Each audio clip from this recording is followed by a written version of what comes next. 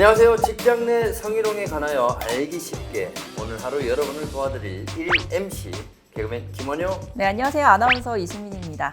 수민 씨, 요즘 직장 내 이 성희롱과 관련해서 이 회사와 관리자의 역할은 점점 강조되고 있지만은 이 구체적인 방안을 마련하고 있는 사업장은 많지 않은 상황이죠. 네, 맞습니다. 이렇게 막상 또 사안이 발생하고 나면요. 네. 뭐 피해자는 물론이고요. 회사가 더 큰 피해를 보는 경우도 우리가 기사를 통해서 종종 접하기도 하죠. 그래서 오늘은 사내 성희롱에 관한 직원들의 여러 가지 고충을 직접 들어보면서 담당자와 관리자의 역할에 대해서 구체적으로 알아보는 시간을 갖도록 하겠습니다. 오늘 직장 내 성희롱 예방에 대해서 말씀해 주실 분 모셔봤는데요. 진선미 공인 노무사님 나와주셨습니다. 안녕하세요. 안녕하세요. 안녕하세요. 진선미 농사입니다. 네, 농사님 이렇게 또 시간을 내주셔서 감사하고요. 오늘 정말 직장 내 성희롱 예방에 대해서 많은 얘기를 좀 나눠봤으면 좋겠습니다. 요즘 직장 내 성희롱과 관련해서 사회적 관심이 많이 높아지고 있는데요. 영상을 보시는 분들의 이해를 돕기 위해서 사례를 준비를 했습니다. 어떤 사례인가요? 네, 직장 내 성희롱을 신속하고 올바르게 대처하지 못할 경우 어떤 상황이 벌어지는지를 알 수 있는 사례인데요. 함께 보시죠. 몇 년 전 한 회사에서 실제로 일어난 일입니다. 회식 자리에서 남자 사원이 여자 화장실을 불법 촬영을 했는데요. 하지만 남자 사원은 징계 없이 넘어갔습니다.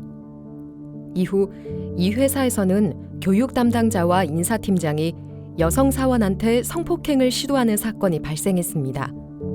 이 회사의 이런 성범죄 사건이 세상에 알려진 건 한 피해자가 직접 인터넷 커뮤니티에 불법 촬영과 강간미수 등에 관한 글을 올리면서 시작되었습니다. 사건이 세상에 알려지자 회사 측은 글을 올린 피해자에 대해 지속적으로 회유하며 사건 축소를 시도했는데요. 피해자와 가해자 간 인터넷 진실 공방이 연일 언론에 보도되었습니다. 이후 사건 재조사를 요청하는 청원과 회사의 잘못된 대처를 비판하는 여론이 형성되며 외국에 나가 있던 회장이 급히 귀국해 사과문을 발표하기에 이르렀는데요. 하지만 해당 회사 제품에 대한 불매운동이 확산되었고 결국 홈쇼핑 판매까지 중단할 수밖에 없었습니다. 이 회사 차원에서 가해자를 처벌하지 않고 사건을 덮기에만 급급했네요. 이 사례는 실화를 바탕으로 한 내용인데요. 실제로 피해 직원이 언론에 사실을 알려 큰 화제가 되었습니다. 사건이 발생하고 어떤 결과가 나타났는지 같이 확인해 보실까요? 네. 네. 결국 회사 내에서 지금 성폭행이 발생을 하고 적절하게 대처를 하지 못한 게 이렇게 회사에 큰 타격을 입은 걸로 보여집니다. 지금 보니까요, 뭐 회사 이미지가 추락한 건 물론이고요. 네. 뭐 주가나 실적까지 하락을 하면서 경제적 타격까지 입은 걸로 보여져요. 네. 근데 직장 내 성희롱과 관련해서 이 직접적인 가해자뿐만이 아니라 회사 측의 책임을 인정한 판례는 이미 2002년도부터 나온 걸로 알고 있는데요. 직접적으로 이 기업 이미지 저하나 큰 피해로 이어지는 경우는 또 흔치가 않네요. 맞습니다. 네. 그러나 최근에는 낙인이 두려워 피해자 스스로 숨는 것을 선택하는 대신에 보다 적극적인 해결에 나서는 경우가 증가하고 있고요.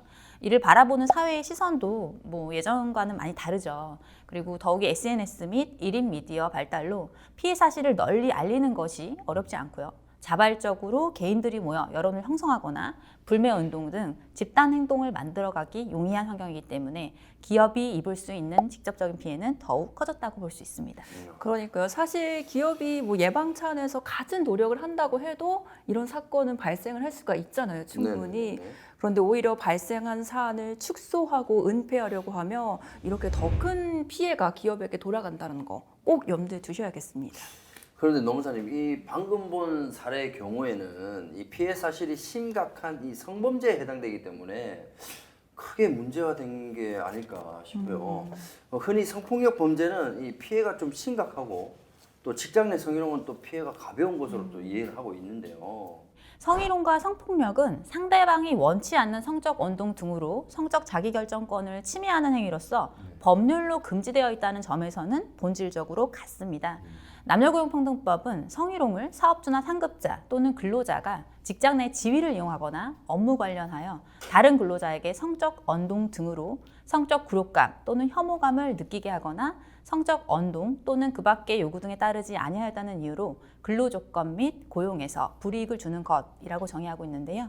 성폭력의 범죄도 업무 관련성이 있으면 직장 내 성희롱에 해당하고 피해자가 가해자의 형사처벌을 위한 고소를 진행한 것과 별개로 회사에서도 피해자 보호 조치 등 필요한 조치를 할 의무가 있습니다. 네, 그러니까 뭐 앞선 사례나 우리 노무사님 말씀 들어보니까 사안이 발생했을 때 회사가 어떻게 대처하느냐 이게 굉장히 중요해 보입니다. 사건이 발생하지 않도록 예방하는 것도 중요하지만 앞에서 보셨다시피 어떻게 대처하느냐가 기업에 미치는 영향이 꽤 클 것 같습니다. 이처럼 처리 과정에서 문제가 되던 또 다른 사례가 있어서 저희가 준비를 해봤습니다. 영상 보시죠. 한 공기업에서 인턴 사원들에 대한 성희롱과 성추행 사건이 발생했습니다. 지역본부 차원에서 해당 사건을 조사하고 가해자를 징계했으나 피해의 심각성에도 불구하고 감봉 3개월의 가벼운 징계에 처해졌는데요. 여기에 본사가 이 사건을 축소해 보고하는 등 은폐하기에 급급했습니다.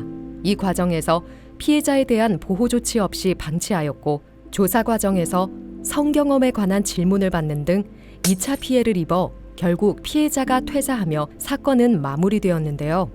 그러나 2년 뒤 언론을 통해 사건이 보도되면서 문제시되었고 회사 감사실에서 재조사하여 해당 가해자를 파면하였으나 이미 해당 회사의 조직 문화의 문제점에 대한 구체적인 내용의 언론 보도가 계속되었고 시민들의 공분을 사게 되었죠.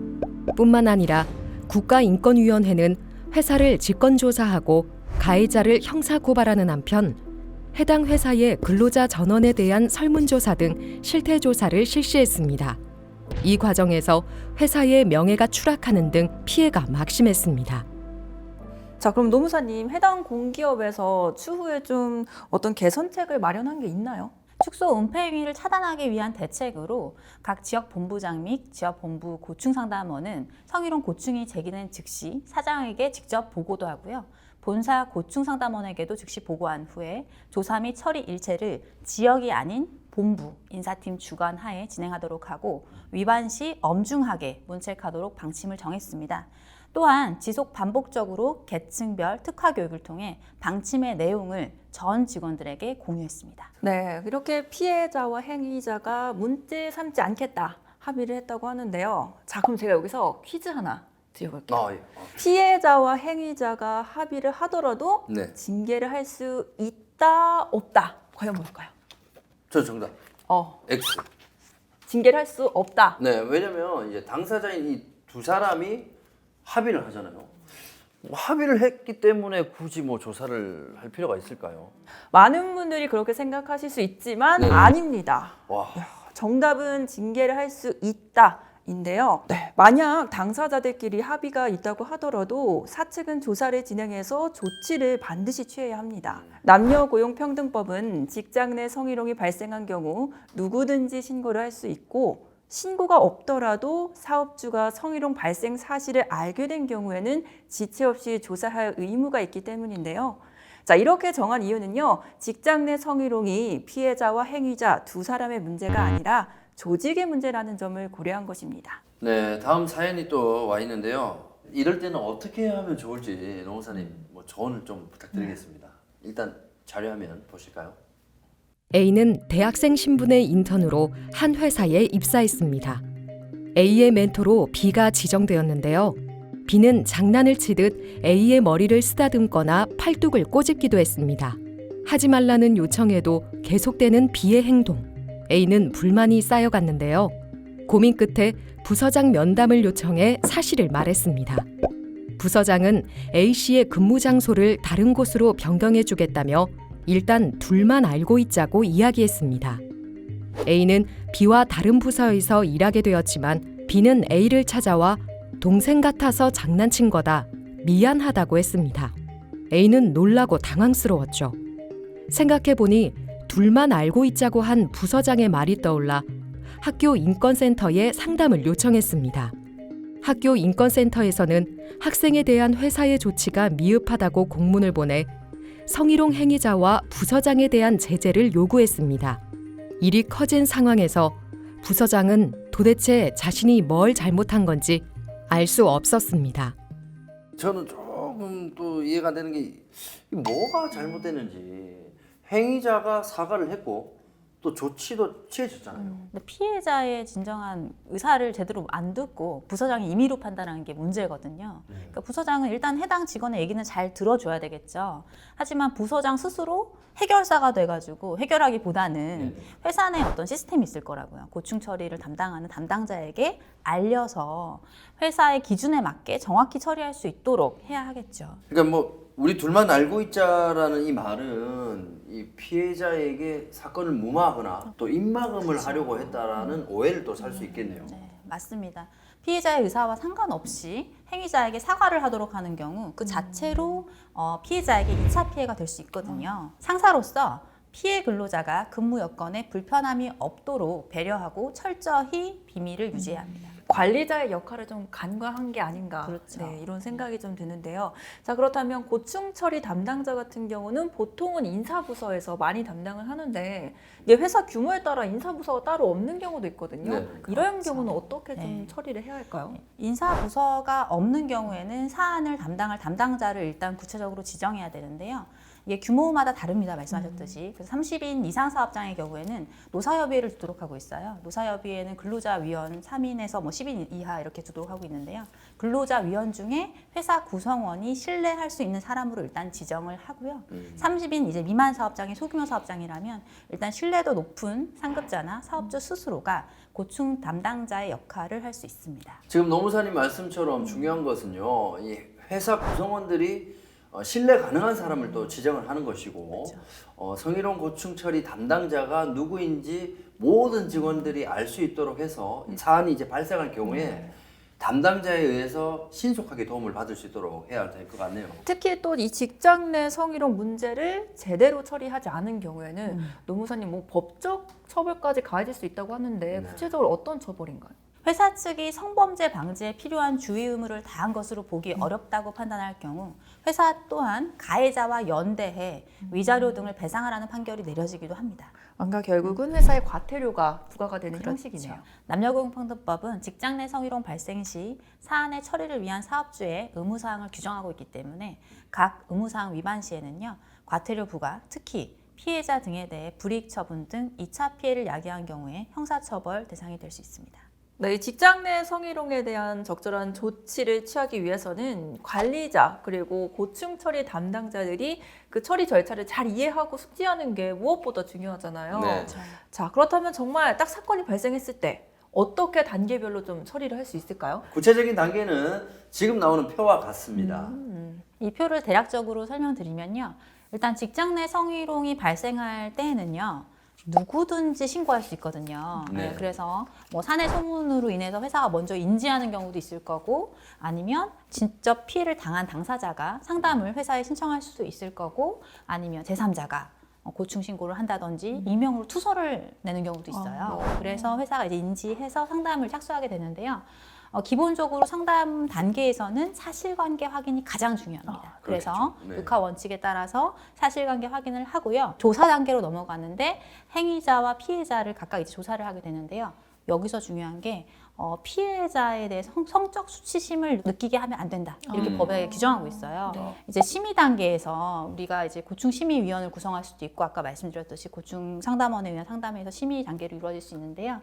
이때는 유념하셔야 될 게 일단 조사 과정에서 피해자가 요구하는 경우에 네. 그 배치 전환이라든지 유급휴가 명령이라든지 근무 장소 변경을 해야 되고요.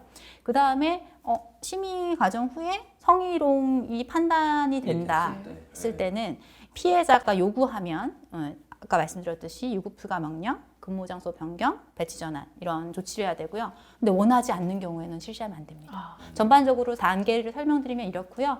지속적으로 모니터링해서 이와 같은 행위가 반복되지 않도록 회사는 조치를 취해야 되겠습니다. 네, 이렇게 해서 저희 지금까지 직장 내 성희롱의 처리 원칙과 사용자의 책임에 대해서 한번 알아봤는데요. 계속해서 다음 2부에서는요, 직장 내 성희롱의 사건 처리 단계별 가이드에 대해서 안내해 드리도록 하겠습니다. 네, 이번에 직장 내 성희롱의 사건 처리 단계별 가이드 그 첫 번째 알아볼 텐데요. 표에서 본 것처럼 성희롱 발생 사실을 알게 되었을 때 가장 먼저 해야 할 일이 상담이 아닐까 싶어요. 이 담당자가 상담 시 기본적으로 어떤 부분을 확인해야 하는지 영상을 통해서 확인해 보겠습니다. 성희롱 상담의 목적 첫 번째는 1. 피해자 등의 고충을 충분히 듣고 2. 청취한 사실관계를 육하원칙 하에 기록하여 이후 사건 조사 단계의 기초 자료가 되도록 하는 데 있습니다.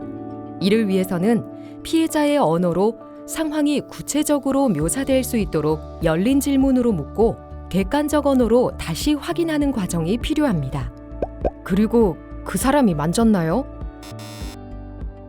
그리고 나서 무슨 일이 일어났어요? 그래서 하지 말라고 하셨나요? 그에 대해 본인은 무슨 말이나 행동을 하셨나요? 그래서 기분이 나쁘셨어요? 그런 행동에 대해 어떻게 느끼셨나요? 네, 그렇군요. 지금 하신 말씀이 이런 뜻인가요? 이런 과정을 통해 피해자가 처한 상황을 객관적이고 정확하게 인지한 상태에서 고충 처리 절차와 법적 구제 제도 등 취할 수 있는 구제 방법에 대한 충분한 검토가 가능하도록 사내 처리 절차와 외부 처리 절차에 대해서 상세히 설명해 줍니다. 궁극적으로 피해자가 스스로 만족할 수 있고 현실 가능하며 피해 회복에 적합한 방안을 찾도록 조력해야 합니다. 피해자들이 원하는 해결 방식 중 그 한계를 반드시 알려야 하는 것들도 있습니다. 저는 행위자의 공개 사과를 원합니다. 사과를 요청할 수 있지만 행위자에게도 양심의 자유가 있어 강요하거나 명령할 수 없다는 점. 또 사과를 하더라도 피해자가 원하는 피해 사실에 대한 조건 없는 인정으로 시작하는 진심 어린 사과의 내용으로 볼 수 없는 경우도 있을 수 있다는 점. 이 경우 공개 사과가 오히려 진정성 있는 사과와 이를 통한 행위자에 대한 단죄로 이어지지 않고 피해 사실이 공개됨으로써 피해자에 대한 2차 피해만 양산할 수 있다는 점을 안내해야 합니다. 저는 행위자에 대한 무조건적인 해고를 원합니다. 회사는 기준에 따라 엄정하게 심의하고 조사 결과 인정된 사실관계에 따라 합당한 책임을 물어 징계할 것이라는 점을 분명히 밝힙니다. 피해자의 입장에서는 가장 높은 수준의 징계를 원할 수밖에 없다는 점을 공감하되 징계 수위는 현 단계에서 판단할 수 없고 해고라는 결론을 단정적으로 약속할 수 없음을 알려야 합니다. 또한 피해자가 해고를 강력히 원하는 이유를 들어주고 그것이 2차 피해에 대한 불안감 때문이라면 당사자 분리 조치와 모니터링으로 충분히 보호하고 2차 피해를 유발하는 경우도 중징계로 다룰 수 있다는 점을 알려야 합니다. 저는 신고 사실에 대한 비밀은 유지하되 행위자에 대한 조사와 징계를 원합니다. 행위자에 대한 징계는 노동위원회 구제 신청 등 회사와 행위자의 법적 분쟁의 대상이 될 수 있기 때문에 정확한 사실에 근거하여야 하고 행위자를 조사하는 과정에서 피해 사실을 확인하려면 누가 피해 신고를 하였는지에 대해 알려주지 않는다고 하더라도 행위자가 유추할 수 있어 비밀 유지에 한계가 있을 수 있다는 점을 알려야 합니다. 마지막으로 상담 단계에서 확인할 사항은 조사 등 처리 절차 진행 전 피해자 보호를 위한 적절한 조치입니다. 상담 과정에서 확인할 사항을 체크하는 것도 필요합니다. 들어보니까 상담 과정에서도 고려해야 될 점이 굉장히 많아 보입니다. 아무래도 이제 고충 처리 담당자가 상담을 통해서 사안을 가장 먼저 접할 텐데요. 이 담당자가 그냥 딱 생각하기에 뭐 행위자가 사과를 하고 뭐 재발 방지 약속 정도면은 원만하게 해결이 되겠다. 이렇게 스스로 판단을 하고 행위자한테 사과를 하도록 하는 거. 이거 어떻게 생각하세요? 그거는 본인 이제 상담자의 역할을 넘어서는 거죠. 피해자의 어떤 상담 시에는 피해자가 이 문제를 어떻게 해결하는지를 원하는지 듣고 파악하고 객관적인 뭐 처리 방식에 대해서 안내를 해줘야 되는 건데 피해자 스스로가 결국에는 적절한 방법을 선택해서 문제를 해결할 수 있도록 돕는 과정이거든요. 따라서 피해자가 원하지도 않는데 담당자가 임의로 해결 방법을 선택하고 그 방법으로 본인이 해결하려고 시도를 해서는 안 된다는 거죠. 네. 그러니까 피해자 입장에서 생각해 보면 뭐 피해자의 의사나 뭐 회사의 적극적인 개입 의무 같은 것을 다 무시하고 그냥 사과로 이걸 덮으려고 하는구나. 그렇죠. 이렇게 합니다. 좀 느낄 수도 있을 것 같아요. 그렇죠. 맞습니다. 특히 남녀고용평등법 제14조 제2항은 성희롱 발생 사실을 알게 된 경우에 지체 없이 그 사실 확인을 위한 조사를 하여야 한다고 정하고 있는데요. 피해자가 조사에 협조하지 않아서 더 이상 사건 조사가 어려운 경우, 이런 경우를 제외하고는 조사를 거쳐서 사건을 공식적으로 처리하는 것이 원칙입니다. 네. 이렇게 상담 이후에는 또 조사를 개시해야 될 텐데요. 피해자가 상담만 하고 그 이후 절차 개시를 원하지 않는 경우는 이거 어떻게 해야 될까요? 네, 직장 내 성희롱은 단지 피해자와 행위자 두 사람의 개인적인 문제가 아니라 법률과 조직이 금지하는 행위가 이루어진 것으로 그 자체로 조직 규범에 반하는 행위입니다. 피해자가 조사나 징계를 원하지 않는다는 이유로 사건을 그대로 종결할 수는 없고요. 따라서 조직은 성희롱 사건이 발생하면 지체 없이 조사하여 조치할 의무가 있으므로 조사를 원치 않는 이유를 충분히 일단 청취하고 피해자를 설득해야 합니다. 네, 그렇게 해서 결국 조사가 개시가 된다면 좀 더 공정하게 판단하기 위해서 올바르게 질문하는 방법이 또 따로 있을까요? 최대한 피해자의 의사를 존중해야 하나 그것이 이제 피해자의 의사에 따라 모든 것을 결정하라 이런 건 아니고요. 네. 행위자의 행위가 조직에 해가 되고 징계되어야 할 비위 행위라면 회사는 인사 원칙에 따라서 일단 처리해야 합니다. 다만 피해의 경중과 재발 가능성 및 피해자의 2차 피해 우려의 정도 등을 고려해서요. 조사 절차를 진행하지 않도록 결정하는 경우라도 일단 성희롱 예방 교육 실시해야 되고요. 조직 문화 개선을 위한 캠페인 등 재발을 방지하기 위한 조치를 취하여 간접적으로 경고해야 되겠죠. 그리고 피해자의 근무 환경에는 별 문제가 없는지 지속적으로 모니터링해서 피해자를 보호해야 합니다. 마지막으로 피해자의 생각이 바뀌거나 상황이 바뀌면 언제든지 상의할 수 있다는 가능성을 열어두고요. 이 부분을 충분히 피해자한테 이야기해주고 행위가 만약에 반복될 경우에 더 크게 악화되기 전에 필요한 조치를 취해야 되겠죠. 그래서 안내해야 합니다. 그렇군요. 요즘에는 또 성희롱 행위자로 지목된 경우 그냥 억울함을 호소하는 것이 아니라 오히려 내가 피해자다. 아니, 나도 신고하겠다. 이렇게 나오는 경우가 종종 있다고 합니다. 다음 영상 함께 보시죠. 영업팀 회식이 밤늦게까지 이어졌습니다. 다음 날 아침 회식에 참여했던 여성 A는 잠에서 깨자 집이 아니라 숙박업소라는 것을 확인했고 옆에는 같은 팀 남자 과장 B가 있었습니다. 고민한 끝에 A는 B를 성폭력으로 경찰서에 고소를 했고 바로 회사에도 알려 성폭력 사건이 발생하여 형사 고소를 했지만 고소 사건은 시간이 오래 걸리니 회사에서 바로 고충 처리를 해달라고 요청했습니다. 회사에서는 고충 처리 담당자에게 상담을 진행하도록 했는데 피해자 A는 몸도 마음도 편치 않아 연차를 사용 중이라 B를 먼저 만나 상담을 진행하였습니다. 그런데 행위자 B가 다른 이야기를 하는 것입니다. 자신은 그날 취해서 기억은 잘 안 나지만 회식 후 노래방에 있을 때 A가 B를 먼저 유혹했다는 것이었죠. A가 자신을 호텔로 유인했다며 자신은 억울하다고 합니다. 다음 날 고충 처리 담당자는 A를 상담했는데요. A는 제가 노래방에서 필름이 끊긴 것 같아요. 노래방 중간까지밖에 기억이 없어요. 잠에서 깼을 때는 이미 호텔이었어요. 라고 말합니다. 고충 처리 담당자는 혼란이 왔습니다. B는 평소에 회사에서도 활달한 성격으로 주변의 평판도 좋았습니다. 정말 누구의 말이 맞는 것인지 알 수가 없다는 생각이 들었죠. 고충 처리 담당자는 면담 결과를 정리하여 보고하며 누가 가해자고 피해자인지 알 수 없다고 본인 의견을 넣었습니다. 심리적으로 안정이 되지 않아 연차 휴가를 사용 중이던 A.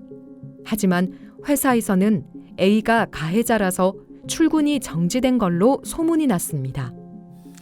뭐 회사 입장에서는 정말 곤란한 사건이 아닌가 싶습니다.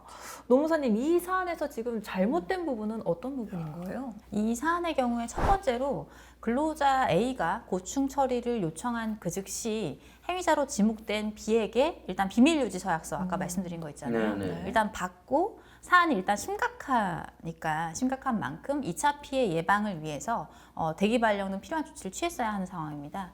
고충 상담의 대상은 피해자 및 피해를 주장하는 사람인데 네. 이 사건의 경우는 일단 행위자로 지목된 사람을 먼저 조사했거든요. 이 부분이 잘못된 거죠. 그러니까 상담을 통해서는 A를 통해서 사실관계를 좀 확인을 하고 A에게는 피해 조치가 내려졌어야 되는 거고요. 또 행위자로 지목된 사람에게는 2차 피해가 유발되면은 징계 대상이 될 수 있다. 이렇게 고지를 좀 했었어야 했네요. 네. 더 큰 문제는요. 고충 처리 담당자가 행위자로 지목된 사람의 좋은 평판에 따라 선입견을 가졌다는 점입니다. 네. 고충 처리 담당자는 A를 상담한 내용을 정리해서 우선 이제 보고를 하는 게 원칙인데요. 오히려 B, 행위자로 지목된 사람을 먼저 상담하고 사안에 대해서 누가 피해자인지 알 수 없다 판단을 내리게 되면 사건의 처리를 완전히 그르치는 결과를 초래하게 되거든요. 이런 경우에 일단 뭐 확실한 이 뭐 피해자나 가해자 이게 아직 정해지지 않은 상황이니까 저도 누가 과연 피해자일까 계속 좀 궁금해지네요. 근데 지금 앞 사연처럼 이 B가 나도 피해자라고 나오는 경우면은 누가 피해자인지 진짜 알 수가 없잖아요. 예. A를 보호하기 위한 조치를 취한다면은 사실 B 입장에서는 좀 억울한 상황이 아닐까요? B를 먼저 상담하지 않고 A의 신고 즉시 B에 대한 2차 피해 예방 조치, 뭐 예를 들어서 비밀 유지 서약서라든가 분리 조치 등을 취했다면 서로 조사 과정에서 B가 내가 피해자다라고 주장하면서 역으로 피해 신고를 한다 하더라도 양 당사자 간에 이미 분리 조치가 이루어져 상호 간에 일단 소문 유포라든가 2차 피해 유발 행위가 차단된 상태이기 때문에요. 네. 이런 경우는 그냥 회사는 그대로 고충 처리 절차를 통해서 조사하고 판단하는 것이 가능했을 것입니다. 자, 뭐 저뿐만이 아니라 많은 분들이 지금 그래서 어떻게 됐습니까? 이렇게 궁금해하실 것 같은데 앞선 사례의 그 이후 스토리가 또 준비되어 있습니다. 어떻게 됐을지 많이 궁금하시죠? 빨리 영상 보시죠. 고민하던 A는 회사에 전화를 걸어 다시 출근을 하겠다고 의사를 밝혔습니다.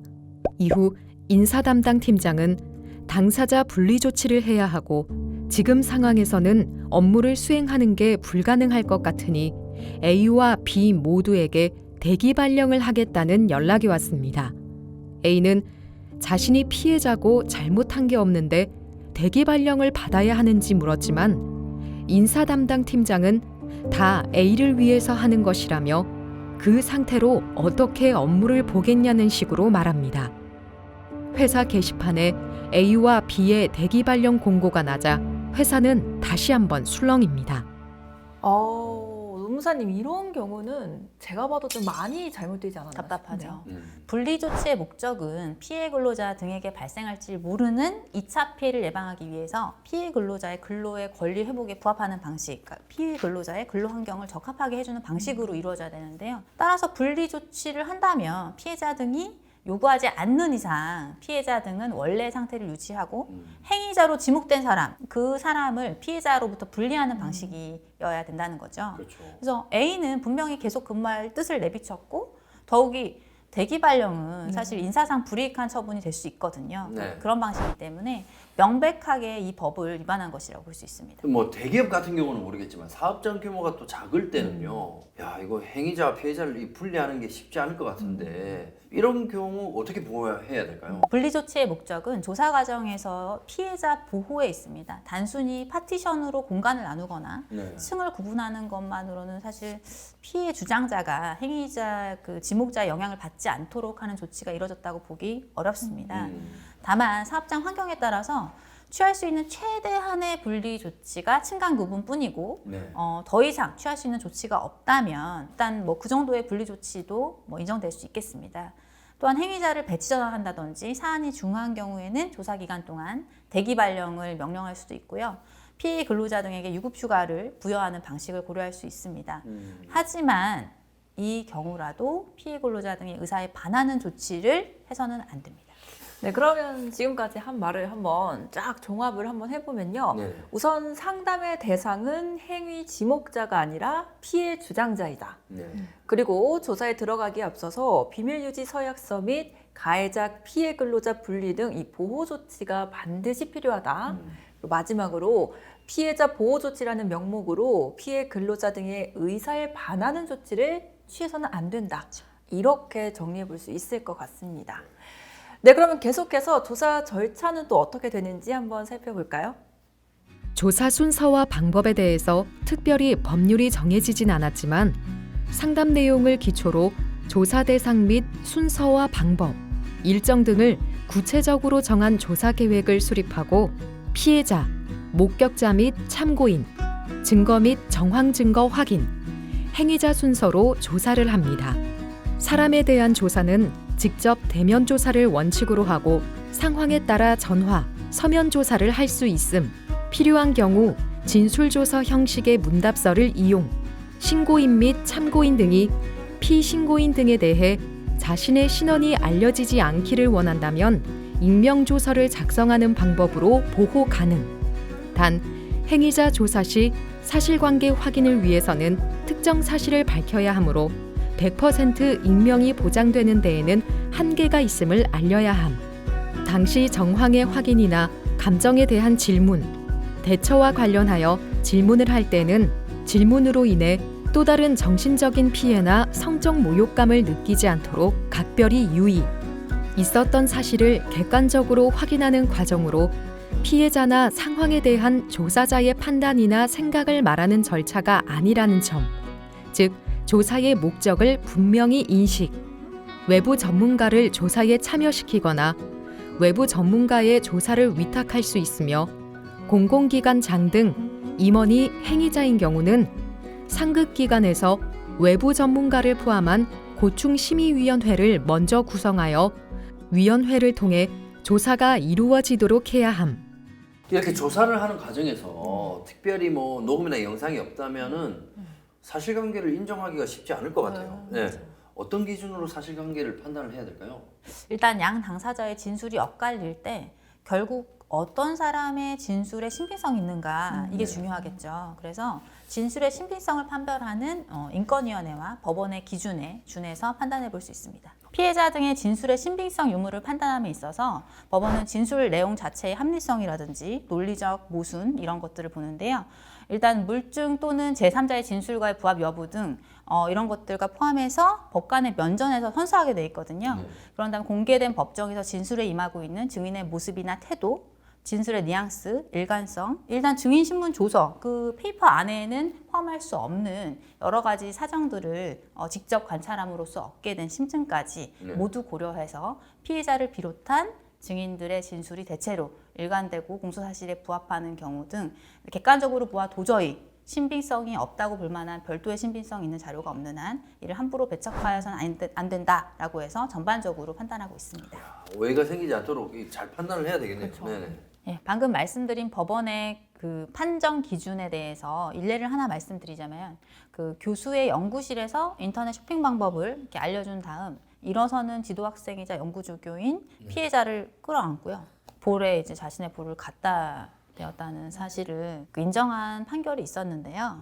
그 판결의 근거는 피해자의 진술이 매우 구체적이고 일관됐다라는 거죠. 연구조교였던 피해자가 원고에 관해서 굳이 악의적인 거짓말을 할 아무런 동기나 이유가 없다는 점, 그리고 이제 원고도 내가 악수는 했다, 그리고 손을 꽉 잡고 그냥 다른 손을 잡았어 이렇게 이제 주장을 한 거예요. 근데 신체 접촉은 일단 인정했다는 거죠. 그렇다는 점, 그리고 원고가 그와 같은 정도의 신체 접촉만 했다면 피해자가 다음날 지도교수인 원고를 찾아가서 이에 대해서 항의하였다고 보기 어려운 점을 종합하면 피해자의 진술을 신빙할 수 있고 따라서 원고가 피해자를 끌어안고 피해자의 볼에 자신의 볼을 갖다 댄 사실이 인정된다는 것이었습니다.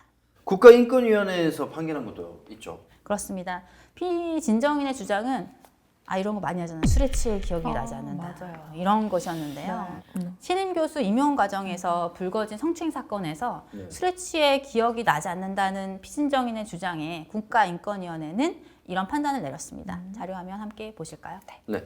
인권위원회의 판단. 두 사람의 상반된 진술 외에는 직접 그 행위를 목격한 사람이나 사진 등의 다른 증거가 있는 것은 아니나 피해자가 사건 발생 직후 진정인에게 피진정인이 자신의 몸을 더듬었다고 알려주고 며칠 후 그 내용을 다시 자세히 말해주었으며 이후 학교의 성희롱 관련 조사위원회에서도 일관되게 진술을 하고 있는 점, 피진정인의 핸드폰 통화 내역에 당시 피진정인이 피해자에게 통화한 기록이 있는 점, 사건 발생 다음 날 피진정인이 피해자에게 전화를 하여 본인이 실수를 하지 않았는지, 옷이 지저분한 이유 등을 물어본 것으로 보아 만취한 상태에서의 실수에 대한 무의식적인 자각과 우려가 있었다고 보이는 점, 피진정인 스스로도 기억이 안 난다고 하고 있으나 강력하게 피해자가 주장하는 것과 같은 행위를 하지 않았다고 부인하고 있지 못하는 점 등에 비추어 보아 사건 당일에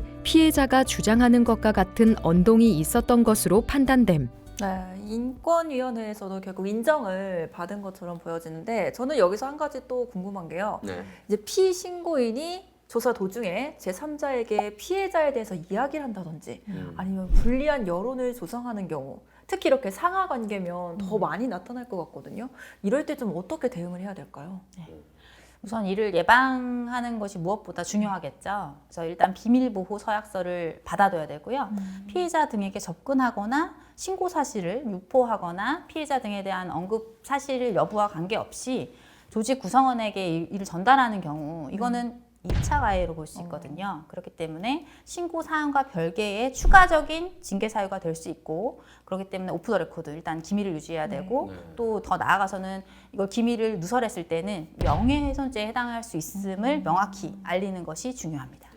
근데 그럼에도 불구하고 소문 유포 행위를 감지했을 때는 어떻게 해야 되죠? 네, 소문 유포 행위 자체에 대한 조사를 실시해야 하며 소문의 최초 유포자가 아니라도 중간의 전달자라도 그에 맞는 책임이 따르게 됨을 알려야 합니다. 네, 이상으로 직장 내 성희롱의 사건 처리 단계별 가이드 첫 번째 알아봤고요. 네, 직장 내 성희롱 사건 처리 단계별 가이드 그 두 번째를 얘기해 보도록 하겠습니다. 자, 이번에는 심의 단계를 살펴볼 텐데요. 어떻게 진행되는지 사례를 또 준비를 했습니다. 먼저 영상 보시죠. 한 회사에서 발생한 성희롱 신고 사건입니다. A는 여성 전용 휴게실에 들어가 쓰레기통에 쓰레기를 분리수거하고 휴게실 내에 설치되어 있는 여성 화장실에서 생리용품을 수거하였습니다. 업무 중 휴식차 휴게실에 들어온 여성 직원 B는 휴게실과 화장실을 정리하고 있는 A와 마주쳤고 예고 없이 들어와 여성들의 스타킹과 생리용품 등이 들어있는 쓰레기를 처리하는 모습에 불쾌감을 느껴 신고하였습니다. 그리고 신고 사건에 대한 심의 및 조치를 위한 인사위원회가 소집되었는데요. 같이 근무하는 다른 여성 C는 A의 행동에 불쾌감을 느끼지 않았다고 한 점을 고려해보면 성희롱으로 보기 어렵다고 생각되는데요. 평소에 A가 업무 실적도 좋고 뭐든 항상 솔선수범하는 사람이라 지점 주변의 정리도 원래 자주 하는 사람입니다. 직원들 휴게실이 정결하지 않으니 배려하는 차원에서 한 일일 텐데 이렇게 신고가 접수되니 안타깝네요. 여직원들을 배려하는 마음으로 휴게실과 화장실의 쓰레기통을 비우신 것 같기는 하지만 남성 상사가 내가 사용하는 화장실 생리용품을 수거했다는 것이 많이 민망하긴 합니다.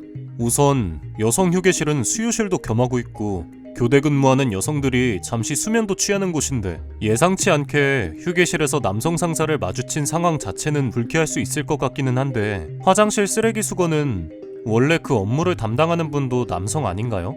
그렇다고 하더라도 그 업무를 하기 위해 고용된 평소 함께 근무하지 않는 남성이 수거하는 것과 매일 얼굴 보고 함께 일하는 상사가 분리수거하는 것은 좀 다른 문제 같아요. 사생활 침해인 것 같기도 하고요. A가 지점장으로서 원래 솔선수범하는 타입이라 평소에 주차장 같은 곳 쓰레기도 줍기도 한다고 하니 결코 다른 뜻이 있었던 것은 아닐 것 같은데요. 최종적으로 다수결로 정하도록 하겠습니다. 다들 성희롱 여부에 대한 의견을 밝혀주세요. 지점장이 배려 차원에서 한 일을 성희롱으로 몰아가는 것은 동의하기 어렵습니다. 위원 3의 얘기를 들어보니 여성들 입장에서는 불쾌할 수도 있겠지만 성희롱까지는 아닌 것 같습니다. 저는 기권하겠습니다. 여성 휴게실과 화장실에 미리 예고 없이 들어간 것이 부적절한 것 같기는 하지만 같은 지점의 C도 불쾌감을 느꼈다고 하지 않는 것을 볼 때 성희롱까지는 아닌 것 같습니다. 위원들 의견을 종합하면 여성 직원들 입장에서 불쾌감을 느낄 수는 있겠지만 성희롱까지는 아닌 것 같다는 것이 다수 의견입니다.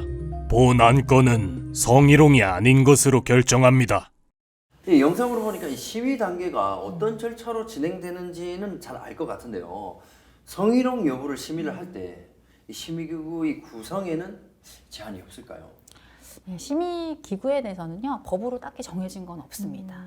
고요. 회사의 규모와 인원 구성을 감안해서 성희롱 예방 지침에 정하여야 하는데요. 성희롱 심의위원회 또는 인사징계위원회를 통해서 성희롱 여부와 조치사항, 재발 방지 및 2차 피해를 위한 조치 방안을 결정하도록 할 수 있습니다. 이 사례의 경우에는 이 부하 직원으로서 직속 상사의 이 행위에 대해서 자유롭게 의견을 이렇게 좀 개진하기 어려울 것 같은데요. 이런 부분을 고려해서 행위자 및 피해자의 영향을 받지 않고 사안을 공정하게 바라볼 수 있는 사람들로 위원이 구성될 수 있도록 해야겠습니다. 그리고 명확하게 성희롱 예방 지침의 기준을 정해두는 것이 바람직하겠습니다.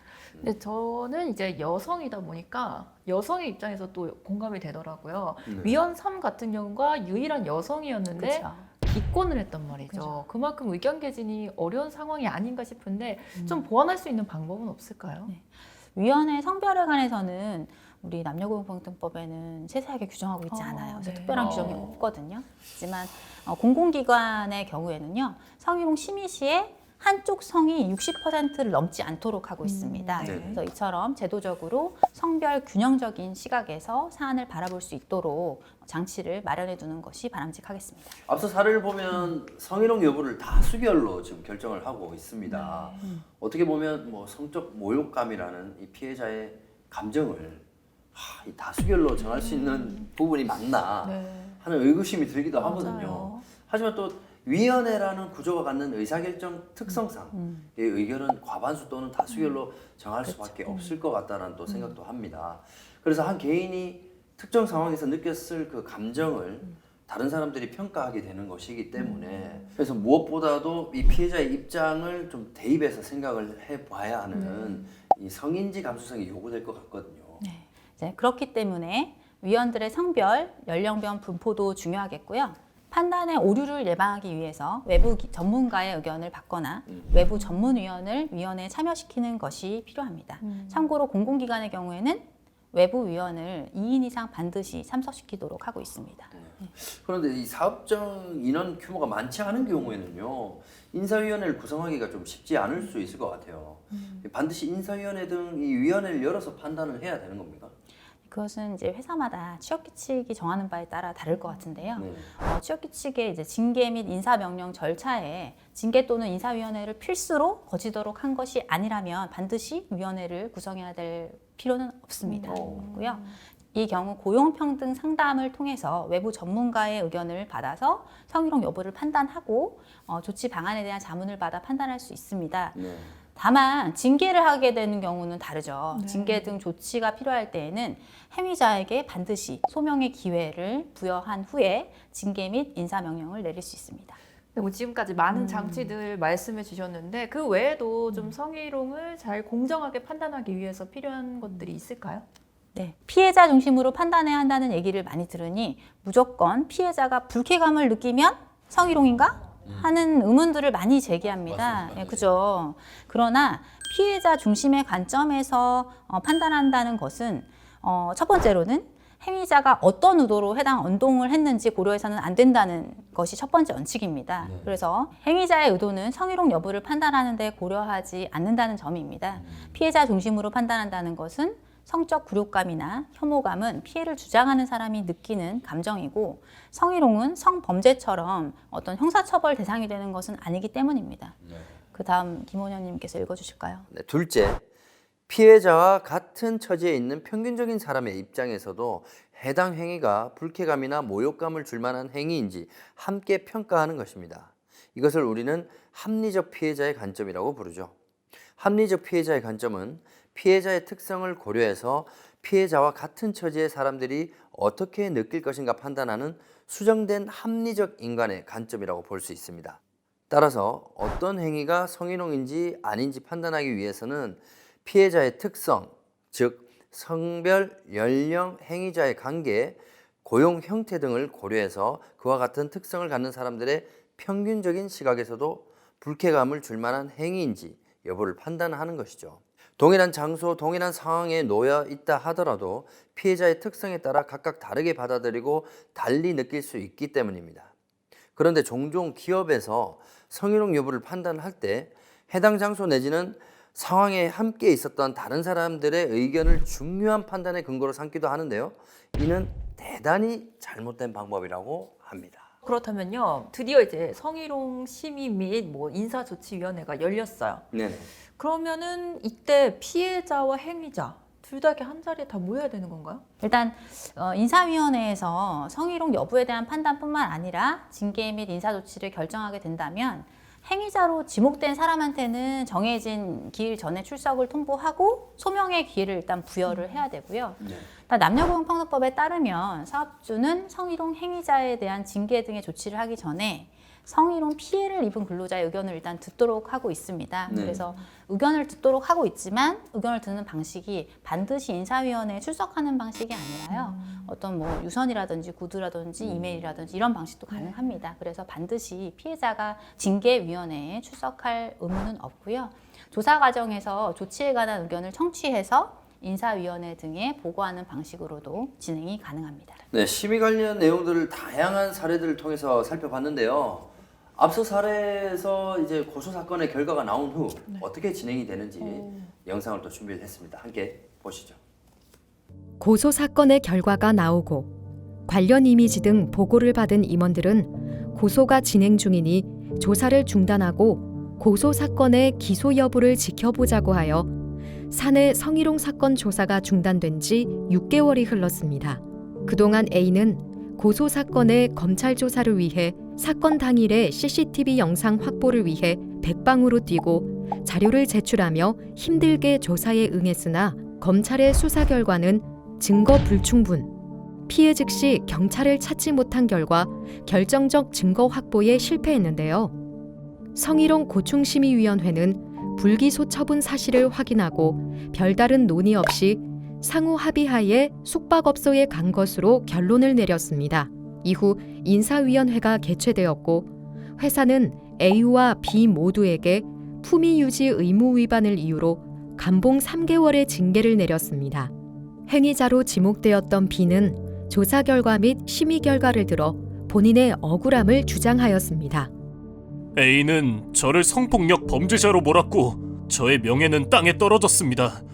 저에게 죄가 없다는 것이 검찰 조사를 통해 밝혀졌는데 제가 징계까지 받아야 합니까? 정말 억울합니다. 회사는 허위로 저를 모함하기 위하여 성폭력 형사고소와 성희롱 고충 신고를 한 A를 강력하게 징계해 주시기 바랍니다. 지금 이 사례의 경우 고소 사건이 검찰에서 이제 불기소가 됐잖아요. 회사는 그 결정을 그대로 이렇게 받아들인 거잖아요. 실제 어떤 상황인지 단정할 수는 없지만 성범죄 피해 사실을 고소하고 성희롱으로 사내 고충 처리를 요구한 자신의 피해 사실에 대한 회사의 조사 절차도 거치지 못한 채 징계까지 받았으니 실제 피해자라면 굉장히 큰 2차 피해가 발생한 거라고 볼 수 있죠. 그러면 실제로 회사는 어떤 입장을 취해야 되는지가 궁금해요. 우리 B가 주장을 했던 것처럼 자기가 억울하니 A에 대한 징계나 뭐 그런 조치들을 취할 수가 있는 건가요? 안 되죠. 그렇지 않습니다. 만약 실제로 뭐 A가 B를 해할 의도로 허위 사실을 신고한 것이라면 그 자체는 무고나 어느 징계 대상이 될 수도 있겠지만 일단 남녀고용평등법은요. 성희롱 피해자뿐만 아니라 피해를 주장하는 자 또한 2차 피해로부터 보호하도록 사업주에게 요청하고 있습니다. 스스로 피해를 입었다고 판단이 되더라도 성희롱을 인정받지 못할 때 발생할 불이익 때문에 피해 사실을 적극적으로 문제 제기하기 어렵게 만들기 때문입니다. 네, 지금 자료화면으로 보시는 바와 같이 본조항을 위반하여 피해 근로자 등에게 불이익한 처우를 한 경우에는 형사처벌 대상이 됩니다. 3년 이하의 징역, 3천만 원 이하의 벌금에 처할 수 있는 만큼 각별히 주의해야 되겠습니다. 네, 또한 양벌 규정이 적용돼서요. 법인의 대표자나 법인 또는 개인의 대리인, 사용인, 그 밖의 종업원이 그 법인 또는 개인의 업무에 관하여 위반 행위를 한다면 그 행위자를 벌하는 외에 그 법인 또는 개인에게도 해당 조문의 벌금형을 과할 수 있기 때문에 더욱 살피고 주의해야 한다고 합니다. 만약 사례와는 다르게 성희롱으로 인정이 된 경우에는 특별한 사정이 없으면 징계를 내려야 할 텐데요. 징계는 또 어떤 기준으로 수위를 결정을 할 수 있을까요? 그죠. 징계 사유가 확인이 되면은 징계 수준을 결정해야 되는데 네. 일단 성희롱 행위자에 대한 징계 수준을 정하는 기준으로는 성희롱 행위의 양태 및 정도, 의도성, 지속성, 반복성, 행위자의 지위, 피해자의 피해 정도, 피해자의 의견 등을 고려해서 결정합니다. 방금 말씀드린 것들을 기준으로 회사마다 징계 기준은 달리 정하고 있을 텐데요. 그중 대표적인 사례를 하나 살펴보겠습니다. 네네.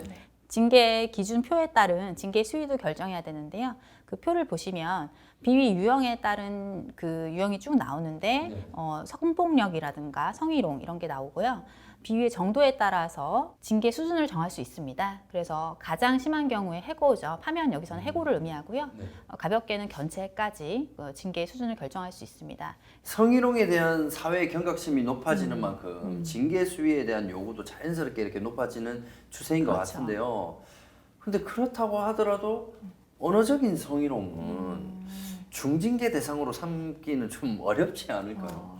보통 그렇게 생각들 하시는데요. 네. 언어적 성희롱도 그 나름입니다. 반복되거나 지속된 경우에는 징계 수위를 좀 강하게 정할 수도 있는데요. 그래서 그 횟수나 행위자의 지위 등 다른 조건의 차이가 없다면 네. 아무래도 뭐 언어적 성희롱은 신체 접촉이 있는 행위에 좀 더 수위 높은, 그러니까 높은 수위의 징계를 할 수 있겠지만 신체 접촉이 없이 언어적인 행위만 있었다고 하더라도 그것이 지속적으로 반복되었거나 다수인을 상대로 한 경우라면 중징계 대상이 될 수 있습니다. 네. 이와 유사한 사례가 있는데요. 영상으로 한번 확인해 보실까요? 네. 2014년 4월 피신고인은 운영지원팀 팀장으로 입사 후 신고인과 함께 근무를 시작했습니다. 업무 보고를 받고 지시하는 과정에서 신고인을 비롯한 팀 내 부하 직원들에게 무시와 폭언 등을 했는데요. 이후 2015년 10월경부터 2018년 초까지 여성 비하적인 발언과 언어적 성희롱이 수차례 지속되었던 사건에 대하여 회사가 해고 처분을 했는데 지방노동위원회 및 중앙노동위원회 모두 해고가 정당하다는 판결을 내렸습니다. 신체적 접촉이 없는 경우라도 노골적인 성적 묘사나 신체 특정 부위에 대한 직접적인 묘사와 평가와 같이 상대에게 모욕감을 강하게 줄 수 있는 내용의 발언들은 언어적 성희롱이라도 중징계를 결정할 수 있습니다. 네, 정말 언어적 성희롱으로 해고 처분이라는 네. 꽤 높은 수준의 지금 처분이 이루어졌거든요. 제일 높은 거 아니에요? 그러니까요. 네. 네. 그러면 도대체 어느 정도 수위일 때 이 음. 정도까지 최고 수위의 처분이 이루어질 수 있는 야. 건가요? 많은 분들이 최고 수준의 징계인 해고 처분의 경우 드라마에 나오는 수준의 범죄 행위를 연상하는데요. 네. 신체 접촉이 있는 행위 경우에도 신체 접촉이 발생하기까지의 정황, 당사자 간의 관계, 신체 접촉의 내용에 따라서 반복되지 않은 경우라도 중징계 대상이 될 수 있습니다. 네, 이에 대한 사례도 있는데요. 사례를 보시면 더 이해가 잘 되실 듯합니다. 함께 보시죠. 정규직 40대 팀장이 계약직 30대 초반 여성에 대하여 여러 차례 내가 얘 찍었다, 도화살이 있다, 사람을 끌어당기는 매력이 있다, 만나는 사람 있느냐 등 호감을 일방적으로 드러내는 발언들을 이어오던 중 회식 후 방향이 같아 데려다 주겠다며 같이 타고 오던 택시에서 허리, 엉덩이 등을 만진 후 집 앞에서 껴안고 얼굴에 뽀뽀를 한 사건에 대해서 회사에서는 해고 처분을 내렸고 이 사건 역시 지방노동위원회 및 중앙노동위원회에서 모두 해고가 정당하다는 판단을 받았습니다. 이 사안의 경우에는 행위자가 미혼인 남성이라고 하더라도 원치 않는 일방적인 호감을 드러내는 것 자체가 네. 성희롱 행위가 될 수 있는데 일단 그러한 표현이 반복되었고요. 상대가 계약직 직속 부하 여사원이라는 점, 사회적 지위가 불안정한 상황이죠. 네. 계약직이기 때문에. 그리고 비록 신체적 접촉이 반복된 것은 아니더라도 허리, 엉덩이를 만지거나 볼에 뽀뽀를 하는 것은 그 자체로 노골적인 성적 표현이죠. 그렇기 때문에 고의성을 인정할 수 있는 행위이기 때문에 이렇게 해고 처분까지 정당하다고 판결이 난 것 같습니다. 네, 노무사님이 말씀하신 그 고의성이라고 한다면 보통 뭐 상대를 불쾌하게 하거나 괴롭히게 할 의도까지는 있어야지만 우리가 보통 고의성이 있다 이렇게 생각해서 조금 넘겨짚는 경우가 많지 않나요?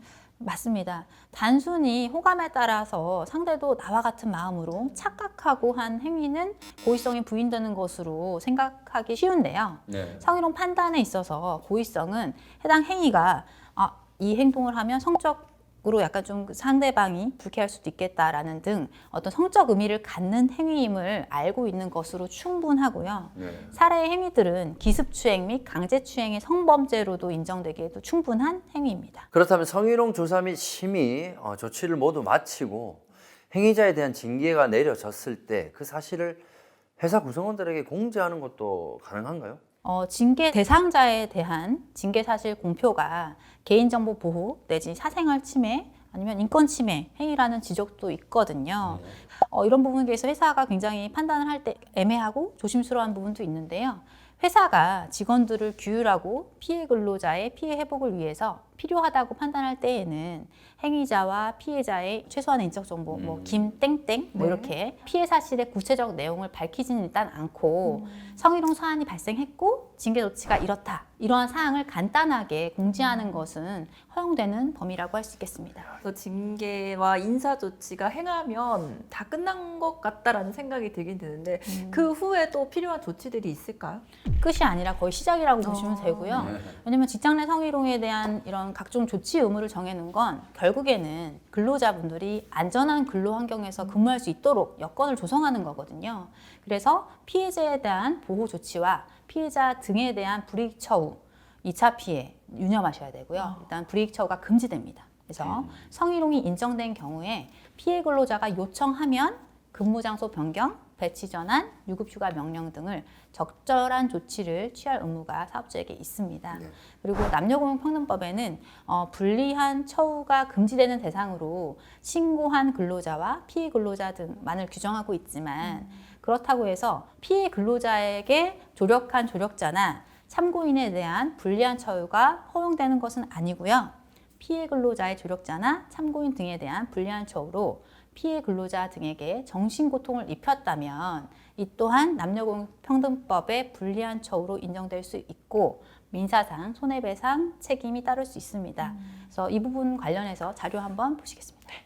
남녀 고용 평등과 일 가정 양립 지원에 관한 법률 제14조 제2항은 사업주가 직장 내 성희롱과 관련하여 피해를 입은 근로자 또는 성희롱 피해 발생을 주장하는 근로자에게 해고나 그 밖에 불리한 조치를 하여서는 안 된다고 규정하고 있을 뿐이다.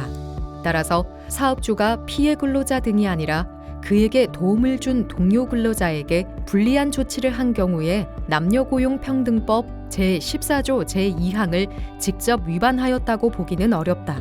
그러나 사업주가 피해 근로자 등을 가까이에서 도와준 동료 근로자에게 불리한 조치를 한 경우에 그 조치의 내용이 부당하고 그로 말미암아 피해 근로자 등에게 정신적 고통을 입혔다면 피해 근로자 등은 불리한 조치에 직접 상대방이 아니더라도 사업주에게 민법 제750조에 따라 불법 행위 책임을 물을 수 있다.